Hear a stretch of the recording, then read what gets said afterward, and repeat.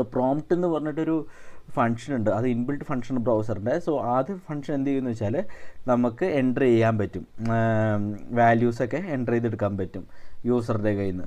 ഒരു എക്സാമ്പിൾ ഞാനവിടെ കാണിക്കുകയാണെങ്കിൽ